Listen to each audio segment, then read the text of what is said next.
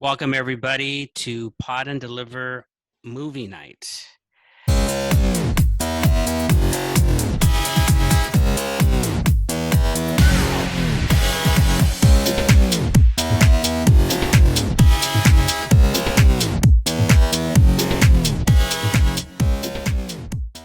Today, we're talking about the 2006 documentary Kokoyakyu. I might mispronounce many Japanese words today, but let's run with it. And this documentary was directed by Kenneth Ng, and it follows two Japanese high school baseball teams as they vie to compete in Koshin, which is a baseball tournament of 4,000 high school baseball teams that by the time they get to Koshin Stadium, they're down to 49. So the drama is centered on if these two high school teams will make it, Tanoji High School and Chiban High School. Chiban being the elite private high school that has won it 3 times previously. Is it Tanoji High School, which has never won it. Tnosho High School, which has never won it. And it's a public high school. But the power of this documentary really is centered mostly, I would say, on these teenagers, these Japanese kids who love the game and respect it. And these coaches who really point to themselves as the reasons if the team fails. And really you get a kind of a peek into Japanese culture. Yeah. And you really benefit from not only the wisdom, but the passion of these coaches and these players. There's a quote in this movie, and it's from one of the coaches, and I believe it's from the 3-time winner, Chiban High School coach, who says, he's talking about baseball, and he says there is just a magic in baseball, and he laughs. He goes, "Yes, the sport that came from America." But he said there's a magic in baseball, and I started thinking about what is this magic, and I think it's related to the idea of it is truly a team sport. Meaning, now let me ask you, Jake. And I'm pretty confident you know the answer to this. Yeah. But if a pitcher throws a perfect 9-inning game, does the team automatically win? No. Oh, no. A perfect? No. Because it doesn't matter if he throws something perfect. The team behind him, the other 8 players have to support him. Yeah. And really, this is what the magic, I think, part of the magic of baseball and of this film. I'm going to do something that I don't think I've done on this channel before. I'm going to directly recommend that everybody watch this. Whoa! Just watch it, and I'll even go one further and say I'm going to probably link the video. It's free. Yeah, link it. It started. It was released originally, I think, on PBS, but now it's free on YouTube.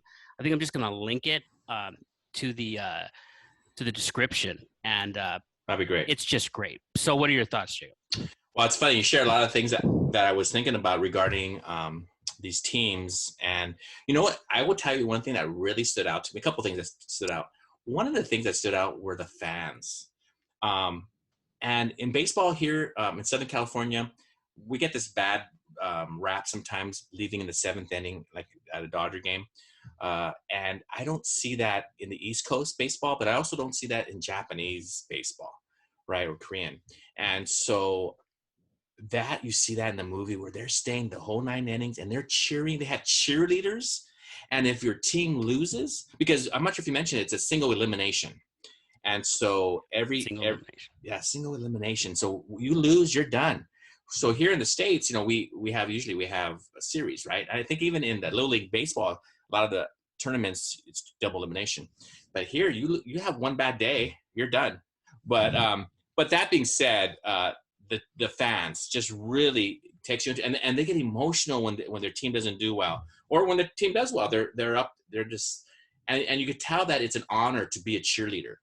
And there's a spot where in the film where one of the teams picks their 18th player, because you only take 18 players, and the 18th player it was a big old like production, like you made the team, you're number 18, and we expect a lot from you, and we know you can do well because you're on the team, and you're the 18th, and we did this on purpose. We know you're going to do great. And it was like an honor just to be on this team. And I don't see that always with, well, in baseball here it is fun, and it's I'm biased, it's my favorite sport, but here it just seems like it is just an honor to be on that team. And so I love that. I love the coaches, how they take, wins and losses. For sure the losses, they would say, that's my fault. and they don't look at the players like, the players are great. And yeah, they may have, misplayed or did poorly, but I'm the coach. I'm responsible. I do want to mention your comment on just because I don't want people to forget, because you were talking about the 18th player selected. I want to mention his comment when he gave a little speech. Yeah, he did. Here's what he said: "Even if I am on the bench, I will raise my loudest voice to raise the morale of the team." What a demonstration of support and humility, because we sometimes get into out here, oh my gosh, I'm on the bench, I'm going to pout. No, I'm going to raise my loudest voice in support of this team. And I noticed that at the end of one of the games, his uniform's clean. So I'm realizing he didn't get in the game, but his voice was raspy. So he did exactly what he said. He was screaming for his team. And I was just so like, it gave me like goosebumps. It still does right now. I'm like, this is so incredible. And even if you don't love baseball, you're going to love this documentary because of the human side of it and the passion they have. And one of the coaches, one of his lines is, he says, "You know what? I don't cry when we lose. I'm saving that for when we win." And I'm like, wow, that's so cool. Because when he wins, he's going to get emotional. And so anyway, just like you shared, Ruben, it is a great movie, and I'm glad you're recommending it. I'm recommending it as well. And I think our viewers will really love it. I want to, before we sign off, I want to point out a couple of things in this that really were impactful to me. There's a quote from one of the coaches. At one point, he says, for a high school player, he makes a distinction between, now almost all these kids want to become pros. But of course, you know how the pros are, very few will get there. But he says, for high school players, it's not the technique that matters. It's the suffering. So I think it's probably a clumsy translation, the word suffering. He probably meant the real dedication and pain that might come from that. It's the work. It's putting in the time that will benefit them. And I say that because there's another part in the story, in the documentary, when a player says that he goes to school from 8 to 2, and then from 2 to 9 he practices. He just practices the game. And I started reflecting on that, and I thought, you know what? I kind of like those hours. Maybe not the 2 to 9 necessarily for our kids, but the hours of going and practicing a sport, leaving school early, and building some of these qualities.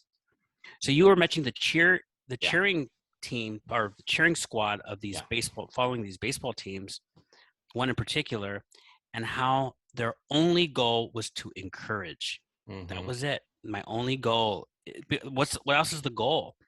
And that builds in qualities of humility and goodness. Isn't this what we want for our students? So, and then the other thing I want to say is the last quote I'll share is one of the coaches saying, "Baseball is my life."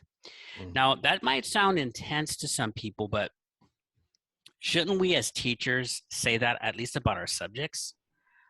Won't that resonate to students if they could tell, oh, this teacher his life, her life is U.S. lit, American lit, British lit, whatever you teach, and that will seep out of them the way it did from these baseball coaches who transmitted this passion onto those teenagers.